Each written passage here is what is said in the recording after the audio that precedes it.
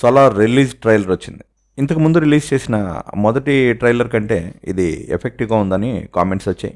ఆ మొదటి ట్రైలర్ చూసి మనం ఊహించి చెప్పింది కరెక్టే అని రెండో ట్రైలర్లో కూడా తేలింది. ఇద్దరు ప్రాణ స్నేహితులు, వాళ్లే చివరికి హీరో విలన్ అవ్వడం. ఖాన్ సార్ కథ మార్చింది.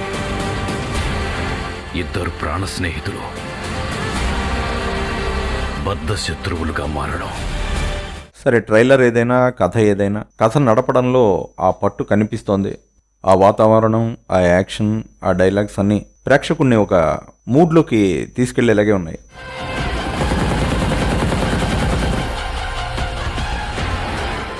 చిన్నప్పుడు నీకు కథ చెప్పేవాడిని అని ఒక డైలాగ్ ఉంది. కేజీఎఫ్లో కూడా ఇలాగే కథ చెప్పడం గుర్తొస్తుంది. పర్షియన్ సామ్రాజ్యంలో సుల్తాన్ ఏ ప్రాబ్లం వచ్చినా తనకి బలమైన సైన్యం ఉన్నా కూడా ఆ విషయాన్ని వాళ్ళకి చెప్పకుండా ఒక్కడితోనే చెప్పేవాడు అని. అంటే మందలాగా జనం ఎంతమంది ఉన్నా ఒక్క తెలివైనవాడు, బలమైనవాడు ఒక్కడుంటే వాడే బోళ్ళంతమంది సైన్యంతో సమానం అనే ఫీలింగ్ ఇక్కడుంది. చూస్తుంటే ఏమనిపిస్తుందంటే, చిన్నప్పుడు తనకి కీడు చేసిన వాళ్ళ మీద హీరో ఎలా పోరాడాడో చూసిన విలన్ ఆ స్నేహాన్ని పెద్దయ్యాక కొనసాగించాడు. ఆ తర్వాత హీరోని తనకి రక్షణగా, తన అవసరాల కోసం వాడుకుంటూ వచ్చాడు. స్నేహం కోసం, స్నేహితుడి కోసం హీరో అందరినీ జయిస్తూ వచ్చాడు అని. ఫైనల్గా ఏదో ఒక పాయింట్లో విలన్ చేష్టల వల్ల హీరో షాక్ అవ్వడం, అతని అసలు రంగు, అసలు ఇంటెన్షన్ తెలిసి తిరగబడ్డం, అప్పటి నుంచి ఫైట్ వాళ్ళిద్దరి మధ్య స్టార్ట్ అవడం, ఫైనల్గా హీరో ఎలా గెలిచాడు అన్నది స్టోరీ అని అనిపిస్తోంది. విడదీయలేని స్నేహం ఉండేది. నీకోసం ఎర్రైనా అవుతా, సరైనా అవుతా, నీ ఒక్కడి కోసం. చిన్నప్పుడు నీకో కథ చెప్పేవాణ్ణి.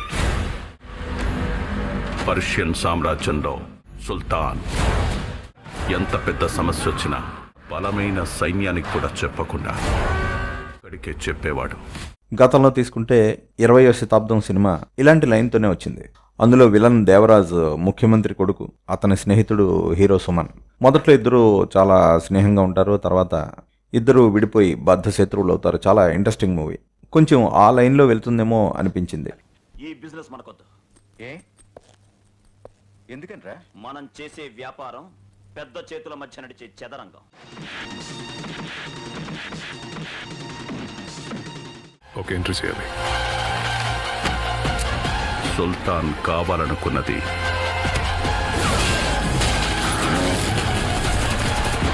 ఏదైనా తెచ్చిచ్చేవు. ఇక అలాగే రీసెంట్గా టెంపర్లో కూడా జూనియర్ ఎన్టీఆర్ ప్రకాష్ రాజ్కి ఫ్రెండ్గానే ఉంటాడు, కానీ ఆ తర్వాత ఒక ఇష్యూలో అతనితో క్లాష్ వచ్చి శత్రువుగా మారిపోతాడు.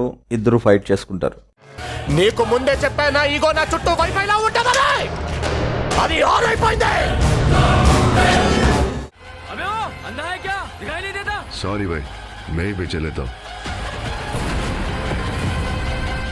వాడికి రెంచులు వాడడం తెలుస్తుంది కానీ గన్ను పేల్చడం తెలుస్తుందా అనే డైలాగ్ ఒకటి ఉంది.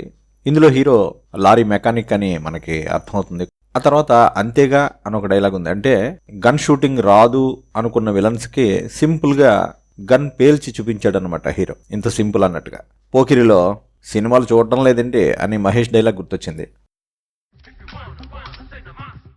గన్ను అలవాటుందా? బాగా తెలిసినట్టు తిప్పావు. సినిమాలు చూడట్లేదేంటి?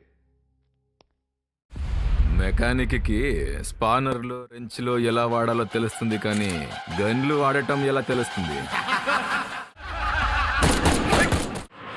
అంతేగా. సరే, లైన్ కాస్త సిమిలర్గా ఉన్నంత మాత్రాన ఆ సినిమాలో ఇది ఒకటే అని అనట్లేదు, కానీ ఈ భారీతనం, ఈ యాక్షన్, ఈ మూడ్ ఇవన్నీ సినిమాకి ప్లస్ పాయింట్సే. కానీ వీటన్నిటికీ ఆధారమైన సెంటిమెంట్ విషయంలో మాత్రం పోలికలు కనిపిస్తున్నాయన్నదే మేము చెప్పే విషయం. ట్రైలర్లో మరీ ఎక్కువ రివీల్ చేయకుండా మంచి టెక్నిక్ వాడారు. ఒకే డైలాగ్ని 2-3 చోట్ల ముక్కలు చేసి వాడడం. ఫర్ ఎగ్జాంపుల్, ఖాన్ సార్లో క్యాల్కులేటర్ పెట్టుకుని ఏం లెక్క పెట్టలేం, అందుకే లెక్క పెట్టలేని ఓ పిచ్చోడిని తీసుకొచ్చాను అని అంటాడు. ఖాన్ సార్లో క్యాల్కులేటర్ పెట్టుకుని ఏమీ లెక్క పెట్టలేదు, అందుకే లెక్క పెట్టలేని ఒక పిచ్చోడిని తీసుకొచ్చాను. అలాగే ఖాన్ సార్ ఏరుపెక్కాల, మండే నిప్పుతోనేనా వీళ్ళ రక్తంతోనేనా అన్న డైలాగ్ కూడా బిట్స్గా కట్ చేసి వేరే వేరే చోట వినిపించారు. ఖాన్ సార్ ఎరుపెక్కాల, మండే నిప్పుతోనైనా వీళ్ళ రక్తంతోనైనా. ఏదేమైనా ఓ పిచ్చోడిని తీసుకొచ్చానని విలన్ హీరో గురించి అనడం, అతను మిత్రద్రోహిగా మారాడు అన్నదానికి ఒక సంకేతం అనుకోవచ్చేమో. వద్దనుకున్నది ఏదైనా అంతం చేసేవాడు. మొత్తం మీద ఇందులో విలన్ హీరో పవర్ని జస్ట్ యూస్ చేసుకుంటూ అతని స్నేహాన్ని ఎక్స్ప్లాయిట్ చేస్తూ అతనికి తెలియకుండా సీక్రెట్గా తన సామ్రాజ్యాన్ని పెంచుకుంటూ ఒక పవర్ పాయింట్గా మారతాడు అని అనిపిస్తోంది. ఫైనల్గా హీరో తన స్నేహితుడే తన శత్రువన్న నిజం తెలుసుకుని ఎలా రెస్పాండ్ అయ్యాడు, మరి తన పవర్తోనే అంతగా ఎదిగి ఒక పవర్ఫుల్ విలన్గా మారిన ఆ స్నేహితుడు లాంటి శత్రువుని ఎలా ఎదిరించాడు అన్నది ఖచ్చితంగా ఇంట్రెస్టింగ్ పాయింట్. మనం మన్నార్ ఆర్మీని గేటు దగ్గరే కాదు మొత్తం ఖాన్సార్లో హై అలర్ట్ లో ఉండమనండి. ఎప్పుడు కూడా దగ్గర వాళ్ళ మధ్య శత్రుత్వం ఏర్పడినప్పుడు దాంట్లో ఇంటెన్సిటీ చాలా ఎక్కువ ఉంటుంది. ఎందుకంటే ఒకళ్ళ గురించి ఒకళ్ళకి బాగా తెలుసుంటుంది కాబట్టి. మహాభారతం కూడా ఇలాంటిదే. సో మొత్తం మీద ఫైనల్గా కథ తాలూకు జిస్ట్ చెప్పేశారు. ఖాన్సార్ వల్ల చాలా కథలు మారాయి, కానీ ఖాన్సార్ కథ మార్చింది ఇద్దరు ప్రాణ స్నేహితులు బద్ధశత్రువులుగా మారడం అని. సో ఫైనల్గా ఒక నల్లటి కురుక్షేత్ర యుద్ధం లాంటిది చూడబోతున్నాం అని అనిపిస్తోంది. బాహుబలిలో రాజమౌళి కూడా మహాభారతం నుంచే ఇన్స్పిరేషన్ తీసుకున్నాడు. ఆ ఛాయలు కొద్దిగా ఇందులో కూడా కనిపిస్తున్నాయి. చూద్దాం ఇది ఎంత హిట్ కాబోతోందో.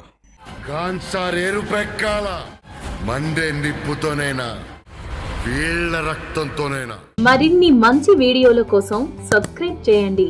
సోషల్ మీడియాలో మమ్మల్ని ఫాలో అవ్వండి.